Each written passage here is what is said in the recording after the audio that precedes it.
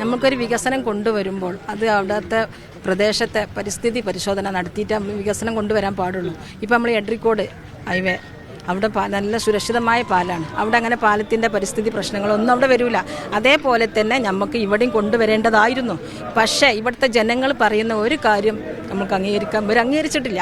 പക്ഷേ നമ്മൾ ഇതിൻ്റെ മുമ്പ് അവിടെ ഒരു പാലം വേണം, ഒരുപാട് പ്രദേശങ്ങൾക്ക് കുട്ടികൾക്കും പ്രായം ചെന്ന ആളുകളും പള്ളി പിന്നെ വിദ്യാലയങ്ങളിലേക്കൊക്കെ പോകാനുള്ള പ്രശ്നം പരിഹരിച്ചും കൊണ്ട് ഞങ്ങൾ സമരം നടത്തിയിരുന്നു.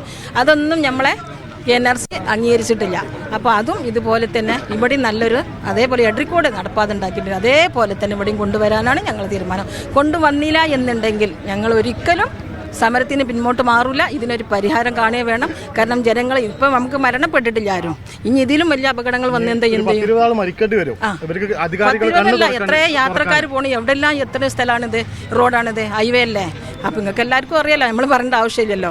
അപ്പോൾ ഇതിന് വേണ്ടത്ര കൈകാര്യം നല്ല സുരക്ഷിതമായ നല്ല പദ്ധതി, ഇതൊക്കെ നല്ല പദ്ധതിയാണ്. വികസനം ആരും വേണ്ടെന്ന് പറയില്ല. വികസനം കൊണ്ടുവരുമ്പോൾ നമ്മൾ ആ പരിസ്ഥിതി പരിശോധന നടത്തിയിട്ട് മാത്രമേ ചെയ്യാൻ പാടുള്ളൂ. പാലം ഉണ്ടാക്കണം, എന്തായാലും പാലം ഉണ്ടാക്കണം. പക്ഷെ ഞാൻ ഇതിലേറെ വേറെ നമ്മളെ വീട് ഭീഷണിയിലാണ്. ഈ ഡ്രെയിനേജിലെ ഫുള്ളും വെള്ളം വീണത് എൻ്റെ വീട്ടിലാണ്. ഇതിന് ഞാൻ പോവാത്ത, ഇന്നിപ്പോൾ മഴ തുടങ്ങിയതാണത്. ഇത് എൻ്റെ വീടിലാണ് വരുന്നത്. ഇത് ഒരു പ്രാവശ്യം പിന്നെ മതിൽ പൊട്ടി മുറ്റത്തെ കട്ട മുഴുവൻ പൊന്തി. അതിൻ്റെ ശേഷം ഞാൻ പ്രൊജക്ട് ഓഫീസറെ വരെ ഞാൻ പോയി കണ്ടിരുന്നു. എറണാകുളം വരെ ഞാൻ പോയതാണ്. അവർ പറഞ്ഞിട്ട് അവർക്ക് റോഡിൻ്റെ പണിയേ ഉള്ളൂ, ബാക്കി പഞ്ചായത്ത് ചെയ്യണം. ഞാൻ പഞ്ചായത്തിലും പോയി.